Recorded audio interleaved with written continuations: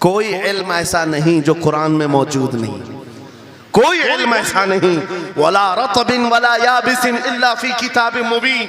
मेरा मौला फरमाता है कोई खुश्की और तरी की बात ऐसी नहीं जो हमने कुरान में ना बयान की। वनज़्ज़लना अलैकल कुरान तिबयानन लिकुल्लि शै। रब फरमाता है हमने कुरान में हर चीज का वाज़ेह बयान उतारा है तुम पर।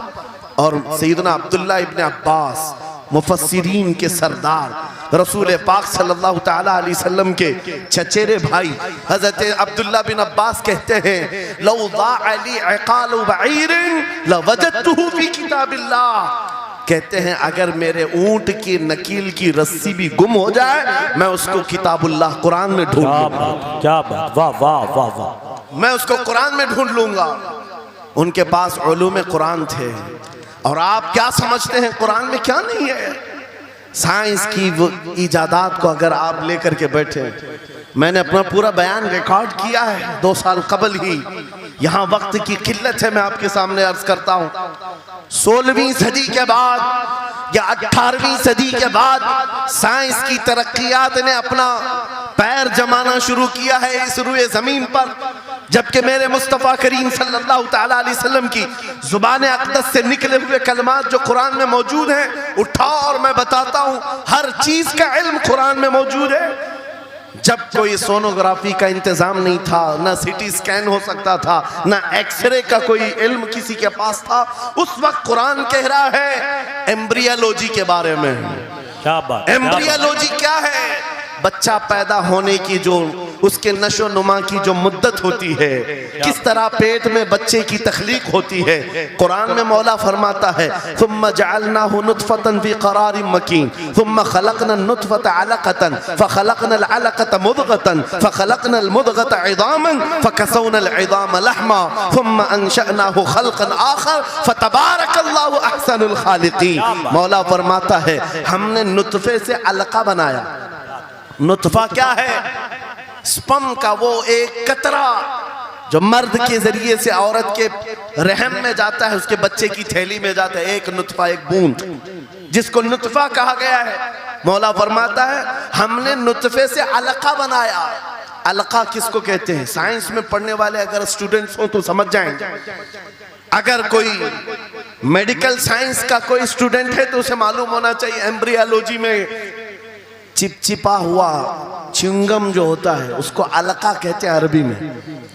और आज साइंस ये कहती है कि पहले बाप के नुतफे के एक कतरे से एक छोटा सा खून का टुकड़ा बनता है जो चिपचिपा होता है, फिर उसके बाद एक गोश्त का टुकड़ा होता है, फिर उसके बाद उसमें हड्डियां बनती हैं, फिर उसके बाद उस पर चमड़ियां आती हैं, फिर उसके बाद उसकी आंखें, सारी चीजें बन जाती हैं। ये प्रोसेस है 9 महीने माँ के पेट में, और हर एक के वीक्स गिने हुए हैं। फर्स्ट वीक में क्या होता है, सेकंड वीक में क्या होता है, थर्ड वीक में क्या होता है, एम्ब्रियोलॉजी का पूरा इल्म है। साइंस आज 21वीं सदी में इस एम्ब्रियोलॉजी को तुम्हारे सामने ला रही है। अरबों के उस दौर की बात कर रहा हूं जहां लोगों को घर बनाने का इल्म नहीं था, और कुरान माँ के पेट में पैदा होने वाले बच्चे की तख्लीकात बयान कर रहा है। नारे तकबीर, नारे रिसालत, फैज़ाने कुरान मुक़द्दस,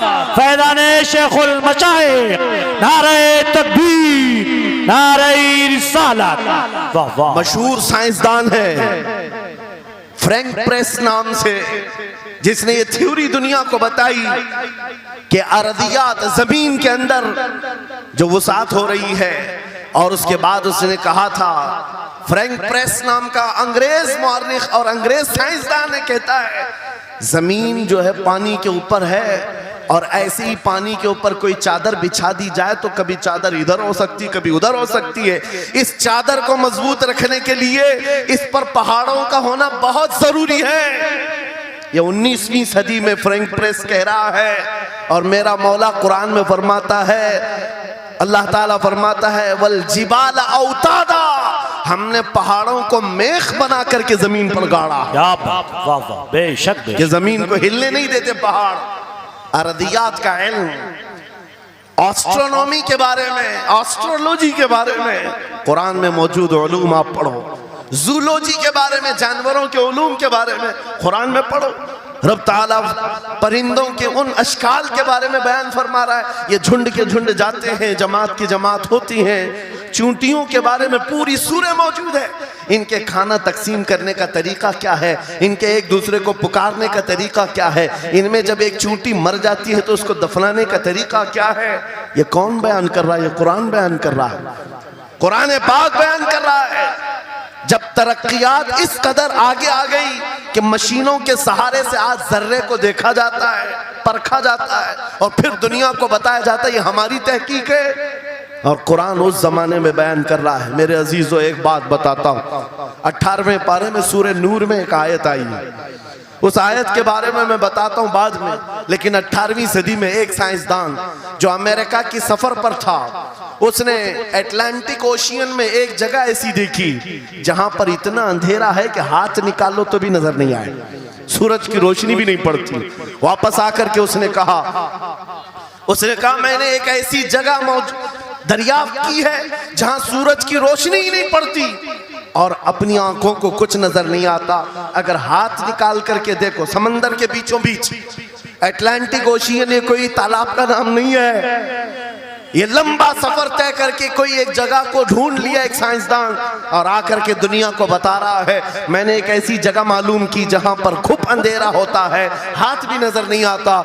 जब वो आकर के बताता है, एक आलिम रब्बानी ने कुरान की आयत पढ़ी, मौला कुरान में फरमाता है इज़ा अखरजा यदहु लम यकद यराहा व मन लम यजअलिल्लाहु लहू नूरन फमा लहू मिन नूर। कुरान में अल्लाह फरमाता ज़ुलुमातुम बअदुहा फौक़ बअद, एक जगह हमने ऐसी बनाई है जहां अंधेरियों पर अंधेरियां हैं, जहां हाथ भी निकालोगे तो हाथ नजर नहीं आएगा। कुरान में 1400 साल पहले ये जब बात आई, उस साइंसदान को बताया गया, ये तो अल्लाह ने कुरान में बयान किया है। अब और ताज्जुब की बात क्या है, सुनो। वो आया साइंटिस्ट, कहा ये किसकी बयान की हुई किताब है? कहा मोहम्मद रसूलुल्लाह की, मक्का में पैदा हुए, मदीने में जिंदगी गुजारी, आखिर दिन की। उसने कहा मैं उनके बारे में जानना चाहता हूँ, हो सकता है वो समंदरों के बहुत बड़े माहिर थे, वो समंदरी उलूम के बारे में बहुत कुछ जानते थे, उन्होंने जिंदगी का बहुत सारा हिस्सा समंदरों के सफर में गुजारा होगा। उस जमाने में उनको अटलांटिक ओशियन में मौजूद ये अंधेरा कैसे पता चला? ताज्जुब की बात है, हैरत की बात है। जब उस साइंसदान से कहा गया ए अजीज, हकीकी बात तो यह है कि पूरी 63 साला जिंदगी में मेरे आका एक बार भी समंदर के पास नहीं गए, एक बार भी इत्तेफाक नहीं हुआ। तब वो कहता है जो बंदा कभी समंदर के सफर पर गया ही नहीं और वो अटलांटिक ओशियन में मौजूद अंधेरियों की बात करता है तो फिर ये अपने पेट से नहीं, ये अल्लाह की बात कर रहा है। क्या बात, बेशक ये खालिक समंदर की बात कर रहा है, जिसने वो अंधेरियां पैदा की। मेरे अजीजों, आपसे मेरा खिताब इसलिए है कि जो ज़ख़ीरे अल्लाह ताला ने हमारी किताब मुक़द्दस में रखे हैं, इसको हल करते करते लोगों के बाल सफ़ेद हो गए और तुम तो अखलाक सीखने के लिए ऐसे लोगों के पास जाते हो जिनको पेशाब करने का तरीका नहीं मालूम। क्या बात, बेशक। कुरान के उलूम क्या कम है तुम्हारे पास? अब मैं आता हूँ, ये तो साइंसी बातें हो गई, मैथमेटिक्स तो पूरा कुरान में इतना है, बयान करते करते मैं सुबह कर डालूं।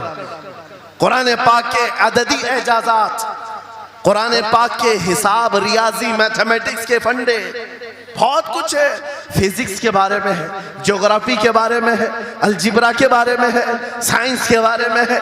ये तमाम उलूम तो एक मिसाल के तौर पर मैं आपके सामने रख रहा हूँ, लेकिन अफसोस मैं उस कौम से बात कर रहा हूँ जिस कौम ने कुरान को छूना भी बंद कर दिया है। जाकर के देखें, आज ही जाकर के देखें, घरों के अंदर तुम्हारे टीवी, फ्रिज और वॉशिंग मशीन तो धूल से साफ होंगे, रोजाना साफ करते होंगे, कुरान को हफ्ते हो गए कभी छुआ भी नहीं, गर्द जमी हुई, धूल लगी हुई है। कुरान के साथ ये नाइंसाफी बंद कर दो, कुरान के साथ ये दोहरा मेयार बंद करो। आपको पता है क़यामत के दिन मेरे आका फरमाते हैं जो दो चीजें जिसकी हिमायत में आ गई उसको जन्नत में जाने से कोई नहीं रोकेगा, और दो चीजें जिसके खिलाफ खड़ी हो गई फिर उसको दोज़ख में जाने से भी कोई नहीं रोक सकता। हुजूर से पूछा गया वो दो चीजें क्या हैं? हुजूर फरमाते हैं जिसकी हिमायत में रमजान और कुरान खड़े हो गए उसका जन्नत में जाना तय हो जाता है। क्या बात, वाह वाह। और जिसके खिलाफ खड़े हो गए रमजान और कुरान, हुजूर फरमाते हैं फिर उसका दोज़ख में जाना तय हो जाता है। अल्लाह अकबर। अल्लाह के रसूल दानाए ग़ुयूब कायनात के सरदार मेरे आका दुआ करते हैं अल्लाहुम्मा जअलिल कुरान हुज्जतन लना ला हुज्जतन अलैना।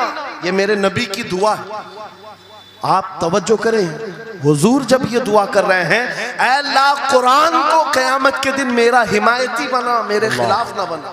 क्या बात, वाह। साहिब कुरान खुद कह रहे हैं क़यामत के दिन इसको हमारे खिलाफ ना खड़ा कर, कुरान को हमारा हिमायती बना।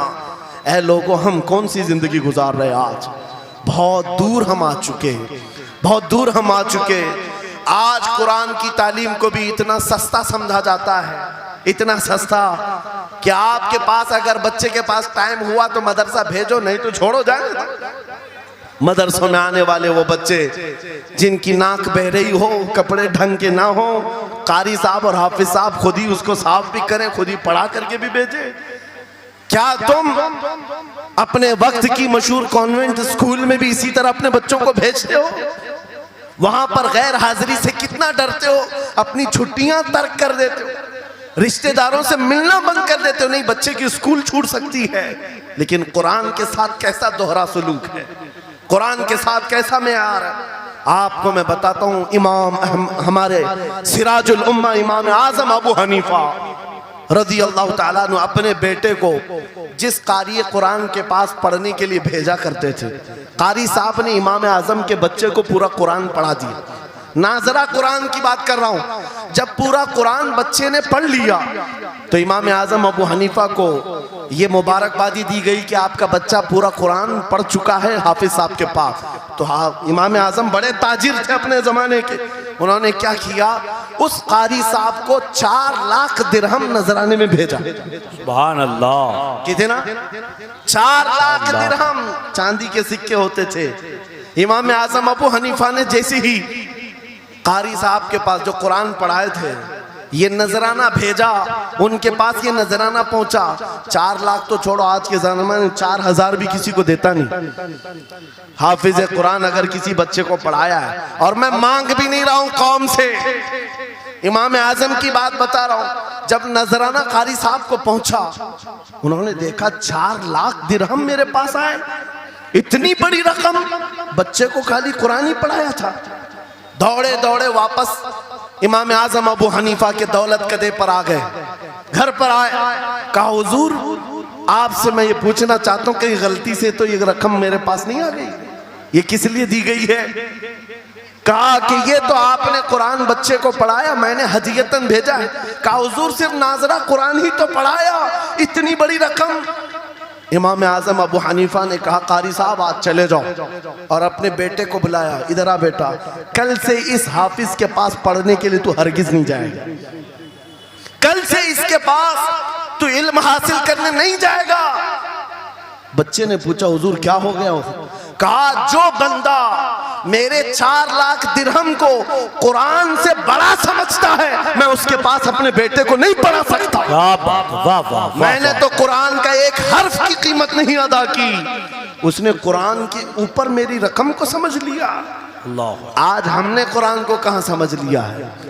वो इमाम आजम अबू हनीफा फरमाते हैं जो कुरान से ज्यादा माल को अहमियत देता है उसके पास बच्चों को पढ़ाओ भी मत, ना पढ़ाओ। अजीज़ा ने गिरामी वक़ार, हमारा ये दोहरा सलूक, हमारा ये दोहरा मेयार कुरान के साथ जो हमारी नाइंसाफ़ी है, हमें अखलाकी पस्ती में लाकर खड़ा कर चुकी है, अखलाकी पस्ती में लाकर खड़ा कर चुकी है। अरे हम देख रहे हैं आयरा गैरा नत्तू खेरा हमें सिखाने आ रहा है, बढ़ाने आ रहा है कि तुम्हें डेवलपमेंट के बहुत सारी चीज़ें बताई जाती हैं कि तुम्हारी पर्सनालिटी डेवलपमेंट क्या होती है। अलीगढ़ वाले तो नौजवान बहुत सारे जो स्टूडेंट्स हैं जानते होंगे, बीए कर लिया, एमए कर लिया, बीकॉम कर लिया या कुछ भी कर लिया, डिग्री हासिल कर लिया। बड़ी बड़ी कंपनियां आज पूछती हैं कि इसके पास पर्सनालिटी डेवलपमेंट है या नहीं। ये क्या है पर्सनालिटी डेवलपमेंट? कुछ बड़े बड़े शहरों के नौजवान हमारे पास आए थे, कहा हम कोर्स कर रहे हैं। कहा मैंने पूछा इसमें होता क्या है? कहा इसमें सिखाया जाता है बैठना कैसा है, लोगों से मिलना कैसे है, खाने के लिए बैठे तो चम्मच कहाँ रखना है, बर्तन कहाँ रखना है, लोगों से हैंडशेक कैसे करना है, ये सारी चीज़ें सिखाई जाती हैं। मैं नौजवानों से पूछा कि अच्छा कितने महीने का? कहा कहीं 6 महीने का, कहीं साल भर का। कहा अफसोस है उस कौम पर जिसका रसूल आया था ये कहते हुए बुइस्तु लिउतम्मिम मकारिमल अखलाक, मैं सबसे बुलंद अखलाक सिखाने के लिए दुनिया में आया हूँ। उस रसूल की उम्मत आज ऐसे लोगों के पास अखलाक सीखने जा रही है जिसको हलाल और हराम की तमीज नहीं, जिसको खड़े होकर पेशाब करने में फख्र लगता हो, उसके पास तो ये अखलाक सीखने जा रहे हैं, पर्सनैलिटी डेवलपमेंट सीखने जा रहे हैं। और मैं तुम्हें बताता हूं कुरानी अखलाक क्या है। मौला करीम ने अपने हबीब को जो बयान किया है, सूरे लुकमान उठाओ, बाप अपने बेटे को नसीहत क्या क्या करता है, अगर 3 आयतें भी पढ़ लो तुम्हारी जिंदगी सुधर जाएगी। लुकमान हकीम अपने बेटे से कहते हैं, या बुनय्या अक़िमिस सलात वअमुर बिल मारूफ वन्हा अनिल मुनकर वस्बिर अला मा असाबक, ऐ बेटा नमाज पढ़ा कर, बुराइयों से बचा कर, अच्छाइयों की बात कर, जो मुसीबत आए उस पर सब्र कर। ये सिर्फ जुमले नहीं है, ये जुमले नहीं है। लुकमान हकीम ने अपने बेटे को जो डराया था, कुरान कहता है या बुनय्या इन्नहा इन तकु मिस्काल हब्बतिन मिन खरदलिन फतकुन फी सखरतिन औ फी समाई औ फिल अर्दी याति बिहा अल्लाह। आज हर बाप को चाहिए कि ये नसीहत अपने बेटे को करे। क्या बात, हर बाप अपने बच्चे को ये बात बताए, सुनो क्या। लुकमान कहते हैं बेटा बुराई अगर तूने कर लिया, ये मत समझना कि मैं रात के अंधेरे में छुप कर लिया। आज तुम्हारे हाथ में मोबाइल गुनाहों का अड्डा बन करके आया है। सिर्फ एक टच स्क्रीन पर सारी दुनिया तुम्हारे सामने नंगी नाचती हुई नजर आती है। कितने नौजवानों ने अपने अखलाक का कत्ल कर लिया है, उनकी आंखें हया से नापाक हो गई हैं। कितने लोगों ने अपना नूर ईमान बेच दिया मोबाइल की स्क्रीन पर चलने वाली इन बेहया तस्वीरों पर। कितने तो फरेफ्ता हो गए, कितने जवानी बर्बाद कर चुके। तुम क्या समझते हो? मेरे अजीजों, एक जवान ने मुझे बताया था, रात के वक्त मैं तन्हा मोबाइल लेकर बैठा था, अचानक पर्दा हिला तो डर लगा, जल्दी से स्क्रीन ऑफ किया, बैठा। मुझे लगा माँ आई होगी, बाप आया हो, कोई आया होगा, लेकिन कोई नहीं। पर्दा हिला, एक बिल्ली आई थी, इससे भी डर लग गया। मैंने कहा पर्दे के हिलने से इतना डर है कि कोई आ जाए, तेरा ईमान कहाँ गया? वो मौला कहता है यअलमु खाइनतल अयुनि वमा तुख्फी सुदूर, वो रब तुम्हारे दिलों में गुजरने वाले हालात को भी देख रहा है, बेशक तुम्हारी आंखों की खयानत को भी वो देख रहा है। जब तुम्हारा यकीन ही खत्म हो गया तो क्या करोगे? इसीलिए अरबी का मशहूर मकौला है, इज़ा लम तस्तही फफ़अल मा शिअत वस्ना मा शिअत। जब तुम्हारे अंदर से हया निकल जाए तो जो चाहे करो, जो चाहे कर लो। आज लुकमान हकीम की वो बात मैं पेश कर रहा था, आयत मुकम्मल करता हूँ। बाप अपने बेटे से कहता है अगर बुराई कर लिया तूने, अगर बेहयाई हो गई, ये मत समझ के बहुत छुप करके किया। आज से 4000 साल पहले लुकमान हकीम कह रहे हैं अपने बेटे से, अगर बुराई तो आसमानों में जाकर करेगा, या पहाड़ के अंदर घुस कर करे, या जमीन के अंदर जाकर करे, कहीं पर भी कर ले। जबकि ये तीनों चीजें उनके जमाने में नहीं थी, न पहाड़ों के अंदर जाकर के करने का तसव्वुर, न जमीनों के अंदर जाने का, न आसमानों में उड़ने का तसव्वुर। ये सब आज के दौर में मुमकिन है। और लुकमान हकीम कहते हैं अगर तू इन सब जगहों पर जाकर कहीं पर भी करेगा, याति बिहा अल्लाह, अल्लाह वो तेरे सामने लेके आएगा। बेशक फमन यअमल मिस्काल ज़र्रतिन खैरन यरा वमन यअमल मिस्काल ज़र्रतिन शर्रन यरा। तुम अगर राई के दाने के बराबर भी नेकी करो, अल्लाह वो तुम्हें दिखाएगा। राई के दाने के बराबर भी बुराई करो, अल्लाह तुम्हें दिखाएगा। अखलाक सीखने के लिए दूसरी जगह जाते हो, अगर ये फार्मूला किसी को याद हो जाए, मैं कहता हूँ सारे सीसीटीवी कैमरे बंद हो जाए। इस बंदे को कोई बहका नहीं सकता जिसके दिल में सिर्फ इतना ख्याल है कि मेरा मौला मुझे देख रहा है, बेशक बेशक मेरा रब मुझे देख रहा है। उसकी निगरानी के लिए किसी कैमरे की जरूरत नहीं, किसी सीसीटीवी की जरूरत नहीं। अजीजा ने गिरामी वक़ार, बच्चों के दिलों में अखलाक बाद में आएंगे। अल्लाह का खौफ उनके दिल में डालो, अल्लाह देख रहा है। एक दिन तुम्हें हाजिर होना है, सब लाया जाएगा, सब लाया जाएगा। जो कुछ किया था, जो कुछ कहा था, सब लाया जाएगा। लुकमान हकीम ने अपने बेटे को अखलाक सिखाया। क्या सिखाया? वक़्सिद फी मशीका वग़्दुद मिन सौतिका इन अनकरल अस्वाति लसौतुल हमीर। चलना हो तो मियाना अंदाज में चलो, ऐसे नहीं कि अकड़ कर चलना है या झुक कर चलना है। एतदाल के साथ चलो और आवाज को नरम रखा करो।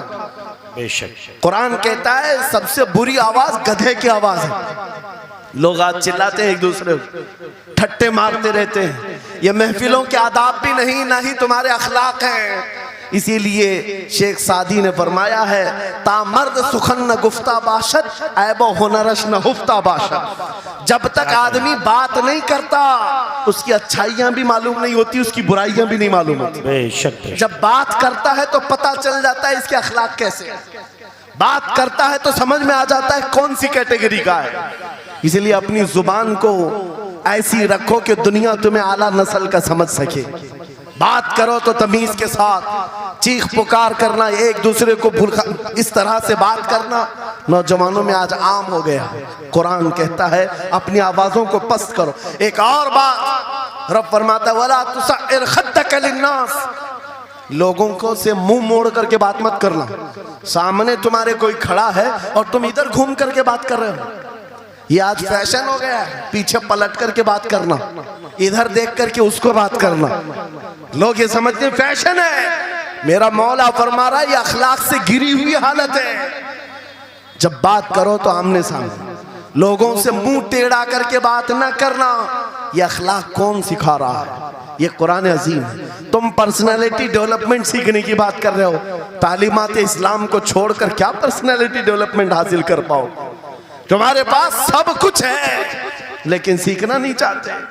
आज तक नौजवानों में से मुझे कोई मिला नहीं इस तरह से कि लोग आते हैं, मुफ्ती साहब बीवी को 2 तलाक दे दिया, 3 तलाक दे दिया, अब क्या करना है, इद्दत कैसे गुजारना है? या ज्यादा से ज्यादा दारुल इफ्ता में आते हैं, मुफ्तियान इकराम होंगे, झगड़े के मसाइल लेकर के आते हैं, बाप मर गए, इसको कितना मिलना है, इसको कितना मिलना है। अरे जिंदगी गुजर गई, कभी आ करके ये क्यों नहीं पूछा मेरे घर में मंगनी हो रही है, शादी हो रही, ये बताएं मेरे मुस्तफा ने कैसे शादी की? क्या बात है, क्या बात, बेशक। ये क्यों नहीं पूछा?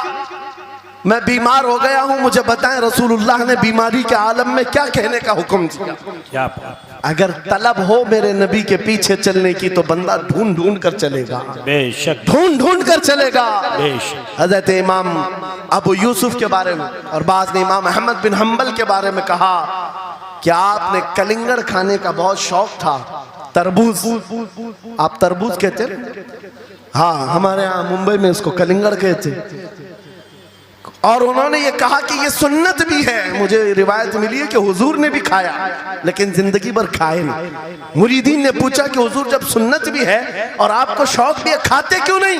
कहते हैं अब तक मैं वो तरीका ढूंढ रहा हूं कि मेरे नबी ने कितने टुकड़े करके खाए। अल्लाहु अकबर, अल्लाहु अकबर, वाह वाह। मुझे वो जो तरीका चाहिए। हुजूर के पीछे चलने वाला ढूंढ ढूंढ करके अमल करता है। और आज हमने जिंदगियां ऐसी बनाई हुई हैं कि लगता है दारुल इफ्ता, मुफ्ती और उलमा सिर्फ तलाक के लिए हैं, ये इद्दत के मसले पूछने के लिए, विरासत के मसले पूछने के लिए। अरे हमें भी काम दो, हम ढूंढ ढूंढ कर तुम्हें बताएं मेरे नबी चलते कैसे थे, मेरे नबी बात कैसे करते थे, लोगों से मुसाफा कैसे करते थे, लोगों के सामने आते तो कपड़े कैसे पहनते थे, मेरे नबी की नमाजें कैसी थी, हुजूर जब दस्तरखान पर बैठते कहां से शुरू करते कहां से खत्म करते। इस काम पर भी तो उलमा को लगाया करते ताकि तुम्हें पता चलता मुझे कहीं और से अखलाक सीखने की जरूरत नहीं, दुनिया के सारे अखलाक मेरे नबी के कदमों में मौजूद है। नारे तकबीर, नारे रिसालत, फैज़ाने खानकाए बरकत, फैज़ाने खानकाए बरकत, शेरे रज़ा, शेरे रज़ा, फैज़ाने शेखुल मशाइख, नारे तकबीर, नारे रिसालत। दर्स कुरान को अगर हमने न भुलाया होता, ये जमाने ने जमाना न दिखाया होता। इको बंद कर दो, इको। कुरान पाक के सिलसिले में मुझे बयान करने का हुक्म दिया गया, बस मैं वही बातें कर रहा हूँ। मैं आपको अपने मौजू से जो मुताल्लिक है वो बातें अर्ज करता हूँ। कुरान क्या तमीज सिखाता है। आज घर घर के अंदर जो एक बहुत बड़ी बला आई हुई है, हर तीसरा चौथा घर ये शिकायत लेकर के आता है, बेटा हाथ से निकल गया, बेटी हाथ से निकल गई। माँ बाप इस बात के लिए रोज परेशान है, बेटा हाथ में नहीं आता, बेटी हाथ में नहीं आती। जहां ये जवान हुए 10वीं पास किया, ये मुंह दिखाते हैं हमको, आंख फिराते हैं हमको। फरमाबरदार बच्चों की कमी बहुत कम हो गई। गलती इन बच्चों की नहीं, उन माँ बाप की भी है। तुमने इनकी तरबियत तो खिलौनों से की है। इनकी तरबियत में तो तुम चाहते थे कि हर संडे इनको पिकनिक पर ले जाएं, बच्चा खुश हो जाएगा। इनको घुमाएंगे फिराएंगे, जो बच्चा मांगेगा सब ला कर देंगे। अरे ये 14 साल का नहीं हुआ, हाथ में मोबाइल भी पकड़ा दिया, सब कुछ कर दिया बच्चे के लिए। और अब बाप ये सोचता है ये 16 साल का हो जाए तो मेरी बात मानना चाहिए। एक बात याद रखो, जमीन में अदरक बो करके गन्ना आने की उम्मीद मत रखना। बेशक बेशक, जो बोते हो वही फसल आती है। मेरे नबी ने फरमाया, अल्लिमु औलादकुम सलासा खिसालिन, हुब्ब नबीकुम व हुब्ब अहली बैतिही व तिलावतल कुरानिल करीम। मेरे आका की हदीस है, हुजूर फरमाते हैं अपनी औलाद को सबसे पहले 3 बातें सिखाओ। 3 बातें सिखाओ। क्या है? नंबर 1, अपने नबी की मोहब्बत सिखाओ। बेशक, सुभान अल्लाह। क्या होगा इससे? तुम जिस बात के लिए आज परेशान हो ना, 16 साल के बाद मेरा बच्चा मेरा फरमाबरदार बने, याद रखो तुम अगर इस बच्चे को नबी की मोहब्बत डालो, 16 साल नहीं तुम्हारा बेटा 60 साल का होगा, तब भी सर झुकाकर तुम्हारे साथ खड़ा रहे। क्या बात, बेशक बेशक। तुम उसके दिल में अल्लाह रसूल की मोहब्बत डालो, अल्लाह तुम्हारी मोहब्बत उसके दिल में डाले। बेशक बेशक, ये रिटर्न दिया जाता है। नंबर 1 अपने नबी की मोहब्बत, नंबर 2 रसूल पाक के अहले बैत की मोहब्बत। मेरे आका फरमाते हैं बच्चों को सिखाओ। तीसरी चीज कुरान की तिलावत। ये 3 चीजें सिखाओ सबसे पहले बच्चों को। लेकिन इन 3 चीजों से तो हम बच्चों को छोड़ ही चुके। सबसे पहली चीज जो सिखानी थी वो अपने नबी की मोहब्बत। अजीजा ने गिरामी वखार, आज घर घर के अंदर ये जो मुसीबतें आई हैं, माँ बाप की नहीं सुनता। माँ बाप अगर जवान लोग अभी शादी कर रहे हैं तो अभी से तय कर लो, बच्चा होगा, ये ख्वाब नहीं देखेंगे पहले इसको क्या बनाना है। तुम अगर अल्लाह उसके रसूल की मोहब्बत डालने की ख्वाब लेकर उस बच्चे की तरबियत करो, इंशाल्लाह वो डॉक्टर भी बनेगा, इंजीनियर भी बनेगा, प्रोफेसर भी बनेगा, लेकिन साथ में आशिक रसूल भी बने। सुभान अल्लाह, सुभान। और जहां ये दौलत लेकर के खड़ा होगा, इश्क़े रसूल की दौलत लेकर खड़ा होगा, और प्रोफेसर भी हो जाए, डॉक्टर भी हो जाए, कुछ भी हो जाए।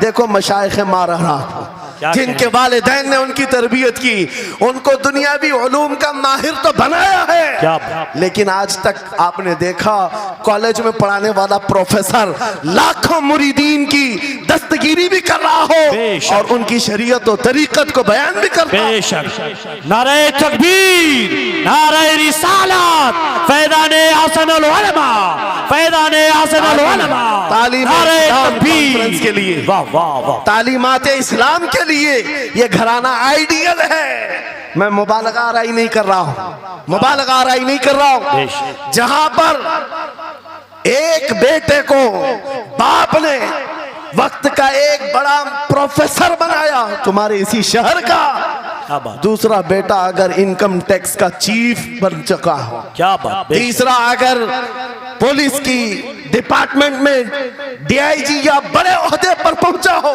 लेकिन हमने हर एक को देखा, चाहे ये दुनिया के किसी मकाम पर जाएं, जब ये अपने असलाफ की बारगाह में आते हैं तो सर झुकाए हुए शरीयत के तरीकत के संगम नजर आते। क्या बात, बेशक बेशक। क्यों? इसलिए कि इनकी तरबियत सिर्फ और सिर्फ ट्यूशन के बहाने नहीं छोड़ दी गई थी, क्या कहने, लोगों की गोद में डालकर। जैसे आज लोगों को लगता है बच्चे को पढ़ाने के लिए महंगी स्कूल दे दो, अच्छी से अच्छी स्कूल, और बच्चा आए तो शाम में ट्यूशन के लिए किसी टीचर या प्रोफेसर को दे दो। बच्चा तुम्हारी गोद में आया ही नहीं।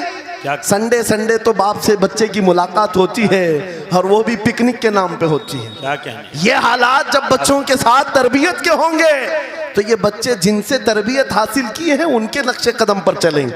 लेकिन तुम अगर शरीयत का ट्रांसफर चाहते हो, स्कूल भी पढ़ाओ, ट्यूशन भी पढ़ाओ, लेकिन इश्क रसूल की दौलत अपने सीने से इनके सीने में डालो। बिल्कुल, बेशक बेशक। अजीज़ान गिरामी, मेरा मौला फरमाता है वक़ज़ा रब्बुका अल्ला तअबुदू इल्ला इय्याहु व बिल वालिदैनि इहसाना। माँ बाप के साथ भलाई का हुक्म मेरा मौला फरमाता है। रब ने तुम्हारे फैसला किया है अल्लाह के सिवा किसी की इबादत ना करो, वालिदैन के साथ अच्छा सलूक करो। और कैसा सलूक? वला तकुल्लहुमा उफ़्फ़िन वला तनहरहुमा, उनको उफ तक ना कहो, उनको झिड़क कर बात ना करो। नौजवानों याद रखो, जिस दिन तुमने अपनी माँ या अपने बाप को उल्टा जवाब देना शुरू किया, उस दिन से तुम पर रिज्क के दरवाजे बंद हो जाते हैं, बरकत के दरवाजे बंद हो जाते हैं। और ये तो बड़ी बात है, हजरत मौलाना रोम फरमाते हैं, माँ या बाप बच्चे को बात करने में जिस दिन डरने लग जाए, पता नहीं मेरा बेटा क्या समझेगा बोलूं, जिस दिन वो तुमसे बात करने में डरने लग जाए, समझ लो दुनिया का सबसे बुरा दिन तुम्हारा शुरू हो चुका है। अल्लाहु अकबर। शुरू हो चुका है। होना तो ये चाहिए कि तुम्हारी जवानी नहीं, तुम्हारी उम्र बीतने को आ गई, अगर माँ बाप को अल्लाह ने सलामत रखा, चाहे वो बूढ़े बिस्तर मर्ज पर हो, उस वक्त भी अदब के बाजू फैलाए हुए हो, अदब के बाजू। आपको पता है सहाबा इकराम बैठे, मेरे आका सल्लल्लाहु अलैहि वसल्लम, एक खातून आई, रसूल खड़े हो गए, अपनी चादर बिछाया, उस खातून को बिठाया। सहाबा कहते हैं हमने एक खातून को, आई हुई खातून को इतना अदब करते हुए रसूलुल्लाह को पहली बार देख रहे थे। वो खातून आई, बैठी, मुस्कुराई, बातें की और चली गई। सहाबा ने पूछा या रसूल अल्लाह, इस खातून का अदब क्या है? मेरे आका फरमाते हैं ये मेरी दाई, मेरी दूध पिलाने वाली माँ हलीमा सादिया, क्या बात, वाह वाह। पैदा हुए नहीं, दूध पिलाई हुई माँ का यह अदब मेरे नबी ने सिखाया। ये अखलाक कुरान के हैं मेरे अजीजों, कुरान के हैं। याद रखो नौजवानों, इन बूढ़े माँ बाप को आज जितने लोगों ने तरसाया है और उन्हें घुट घुट कर जीने पर मजबूर किया है, वह आज की रात तौबा करके जाएं, तौबा करके जाएं, मुसाफा करें, उनके हाथ चूमें। ये तुमसे क्या तमन्ना रखते हैं? बस इतनी कि तुम अपने पैरों पे खड़े हो जाओ, ढंग का कमाना सीख जाओ। नौजवान को इनका डांटना बुरा लगने लगता है, माँ बार बार चिल्लाती है, बाप बार बार डांटता है, घर छोड़कर भाग गया, फिर उसके बाद याद रखो अल्लाह ताला ऐसे जूतों पर तुम्हें डाल देता है जो तुम्हारी हैसियत के भी नहीं होते, कमतर लोग तुम्हें हाँकते रहते हैं। इससे बेहतर है हमें पैदा की हुई माँ, हमें दूध पिलाई हुई माँ अगर डांटती है, कोसती है, मारती है, ये नेमत है। बेशक। एक नौजवान के बारे में मैं अक्सर कहा करता, हमारे साउथ का था, बड़ा बिगड़ा हुआ, माँ मेरे पास आई थी, कह रही थी इसको समझा ले, मैं बेवा हूं, मैं बेवा हूं, इसका बाप बचपन में मर गया, ये बच्चा 2 साल का था, मेरा शोहर मर गया, मैं घरों की पतेलियां मांझ मांझ करके इस बच्चे को बड़ा की हूं, लेकिन आज ये औबाश बन गया है। बदमाशों की दोस्ती। मैंने उस नौजवान को बुलाया था, अपने करीब किया, समझाया, अल्लाह ने उसको समझ दे दी। वो लड़का थोड़ा बहुत सीधे रास्ते पर आया और बेंगलुरु गया था कमाने के लिए। मैंने कहा नौकरी कर, तेरी माँ कुछ नहीं चाहती, वो जिंदगी तो गुजार चुकी, अपने हाथों से कमाई है, बस ये चाहती है कि तेरी कमाई का एक लुकमा खा ले। ऐ नौजवान, क्या अपनी माँ को इतना भी सुख नहीं देना चाहता? गया था कमाने के लिए। मेरे अजीजों, आज भी वो मौजूद है, आज भी है। वो कमाया, महीना भर गुजरा था या 2 महीने, अपनी तनख्वाह लेकर के वतन वापस आया। अपने घर के पास जिस दिन वो पहुंचा था, घर के बाहर बहुत भीड़ जमी थी। लोगों से पूछा उसने तो पता चला उसकी माँ आज ही सुबह इंतकाल की। अल्लाहु अकबर। वो पैसों की गड्डी ला करके जो कमाया था 1 महीने 2 महीने की तनख्वाह माँ के कदमों में रख दिया। बहुत रोया। ये बात मैं तकरीरों में इसलिए कहता हूँ, उसने कई बार कहा मुफ्ती साहब नौजवानों को सिर्फ इतनी बात कहें, मैं इस अजाब में रोज मरता हूँ। मेरी माँ जिंदगी भर लोगों के जूठे मांझ करके मुझे खिलाती रही और मैं एक लुकमा मेरी माँ को खिला ना सका। जिस दिन मैं लाया था पैसे, ये तो दुनिया से चल पड़ी। मुझे आज रोज इस बात का गम सताता है आप नौजवानों से खिताब करते हैं, कम से कम इनसे कह दें कि तुम्हारे माँ बाप जिंदा हैं, होश में आ जाओ, अपने हाथों से उनको खिला तो सको, उनके हाथ पकड़कर चला तो सको, इसलिए कि दुनिया की अजीम नेमत है। जिसका बाप जिंदा है, जिसकी माँ जिंदा है, उसके हक में वो दुआ कर लें। मेरे आका फरमाते हैं नबियों की दुआ उम्मत के बराबर जो होती है, वो बाप की दुआ बेटे के बराबर होती है।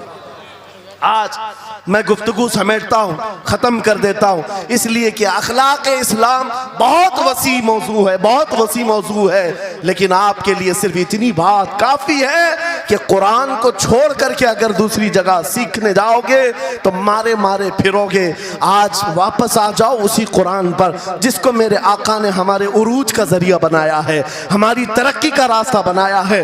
जानते हो जब दुनिया के पास पार्लियामेंट नहीं थी, चलाने के लिए उसूल नहीं थे, पूरी दुनिया को कुरान ने उसूल बताए हैं, कानून बताए हैं। इस एक कुरान से फ़िक़्ह हनफी मिला, फ़िक़्ह शाफ़ई मिला, फ़िक़्ह हम्बली मिला, फ़िक़्ह मालिकी मिला। ये तो 4 मैंने नमूने बताए, 1 2 नहीं 18 फ़िक़्ह की तदवीना पूरी दुनिया में मौजूद है।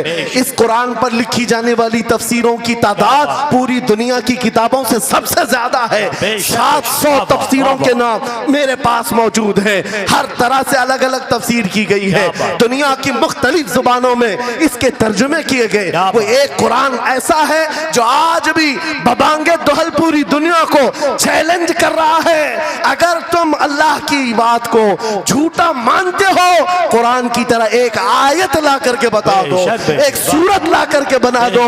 आज दुनिया तरक्की बहुत कर चुकी होगी, टेक्नोलॉजी पर ये पाबंदे सलासिल कर चुकी और चांद पर कमंदे डाल चुकी, सूरज की शुआओं को कैद करके करंट बना दिया हो, सयाल मादे से दुनिया ने केमिकल बना दिया, सब बना दिया। लेकिन एक बात तय है, पूरे इंसान मिल जाएं, पूरे जिन्नात मिल जाएं, मेरा मौला फरमाता फिर भी वो कुरान के मिसल नहीं ला सकते। बेशक बेशक, कुरान के मिसल नहीं ला सकते। ये मौजज़ा तुम्हारे पास है, ये मौजज़ा तुम्हारे पास है, दुनिया के पास ये दौलत नहीं। उठो वगरना हश्र न होगा फिर कभी, दौड़ो के जमाना चाल अपनी चल गया। मेरे अजीजों, आखिरी बात, ये सारे उलूम तो कुरान में हैं, अखलाक भी कुरान में है, तिजारत के उसूल भी हैं, शादीशुदा जिंदगी के उसूल भी हैं, माँ बाप के साथ हुस्न सलूक भी है, बच्चों की तरबियत भी है, पड़ोसियों से मामलात भी हैं, उस्ताद और शागिर्द के हुकूक भी बयान किए गए हैं। ये सारे फील्ड अपनी जगह पर, लेकिन कुरान का जो गाज़ा है, कुरान की जो रूह है, कुरान का जो खालिस शहद है, वो क्या है? कुरान पढ़ने वाले को सबसे बड़ी दौलत अगर कोई मिलती है तो अपने नबी से बेइंतहा इश्क करने की दौलत मिलती है। आगाज से आखिर तक कुरान है नाते मुस्तफा, महबूब के बयान का कैसा अनोखा ढंग है। जुनैद बगदादी के जमाने में एक आर्टिस्ट आया था, एक मुसव्विर, लोगों की मुंह बोली तस्वीर खींचता था। अगर कोई आता अपनी महबूबा के बारे में कहता, उसकी आंखें ऐसी, उसकी नाक ऐसी, उसकी भवें ऐसी, उसकी पेशानियां ऐसी, वो उसी तरह से तस्वीर निकालता था। आर्टिस्ट था और लोगों की कतारें लगी थी अपने अपने महबूब महबूबाओं की तस्वीरें निकालने के लिए, इसलिए कि आपकी तरह मोबाइल उस जमाने में नहीं थे जो हर घड़ी खींच लिया करें। वो जुनैद बगदादी का दौर, आर्टिस्ट तस्वीर निकालता था। जब ये बात पता चली, हजरत जुनैद बगदादी भी उस मुसव्विर के घर चले गए, लाइन में खड़े हो गए। जब आपका नंबर आया तो उस मुसव्विर ने पूछा, मौलाना आपका क्या काम है? वक्त के सैयद ताइफा का मैंने सुना है तू लोगों के महबूबाओं की तस्वीरें खूबहू खींच कर देता है, मैं चाहता हूं मेरे भी महबूब की तस्वीर खींचो। वाह वाह। तो उसने कहा बताओ, कलम लिया बैठा, बताइए आपके महबूब का हुलिया क्या है? जुनैद बगदादी कहने लगे, मेरा महबूब कायनात का सबसे हसीन चेहरा रखने वाला, जिसकी भवें ऐसी थी, जिसके गाल ऐसे थे, जिसकी पेशानी ऐसी थी, जिसके हाथ ऐसे, जिसके पैर ऐसे। उस मुसव्विर ने पूछा बताओ नाम क्या है? जुनैद बगदादी ने कहा मोहम्मदुर रसूलुल्लाह। उस मुसव्विर ने कहा रुको जरा, ये तस्वीर तो ऑलरेडी मेरे पास बनी बनाई रखी है। जुनैद बगदादी ने कहा ये कैसे? लोगों की ऑर्डर पर तू तस्वीर बनाता है, मेरे महबूब की तस्वीर पहले से कैसे रखी है? उस मुसव्विर ने कहा बात दरअसल ये है, आप जिससे मोहब्बत करते मैं भी उससे मोहब्बत करता हूँ, हम दोनों का महबूब एक है, इसलिए तस्वीर पहले से बनी रखी है। जुनैद बगदादी ने कहा अच्छा लाओ तो जरा हमारे महबूब की तस्वीर देख तो ले। वो मुसव्विर अंदर गया और कुरान पाक आंख ला करके जुनैद बगदादी के सामने रखा और कहा, ऐ जुनैद, क्या ये मेरे नबी की तस्वीर नहीं है? आंखें देखना हो तो पढ़ो, मा ज़ागल बसर हुआ मा तगा, चेहरा देखना हो तो पढ़ो, वद्दुहा वल्लैलि इज़ा सजा, हाथ देखना हो तो पढ़ो, वमा रमैत इज़ रमैत वलाकिन्नल्लाह रमा, अगर कदम देखना हो तो पढ़ो, ला उक़सिमु बिहादल बलद व अंत हिल्लुम बिहादल बलद, अगर सीना देखना हो तो पढ़ो, अलम नशरह लक सदरक व वज़अना अन्का विज़रक, अगर इस नबी की गुफ्तार देखना हो पढ़ो, वमा यंतिकु अनिल हवा इन हुवा इल्ला वहयु यूहा, इस महबूब की अताएं देखना हो तो पढ़ो, इन्ना आतैना कल कौसर। बाबा नारे तकबीर, नारे रिसालत, फैज़ाने कुरान मुक़द्दस, फैज़ाने कुरान मुक़द्दस, फैज़ाने खानक़ाह माहिरा, आगाज से आखिर तक कुरान नाते मुस्तफा महबूब के बयान का कैसा अनोखा ढंग है।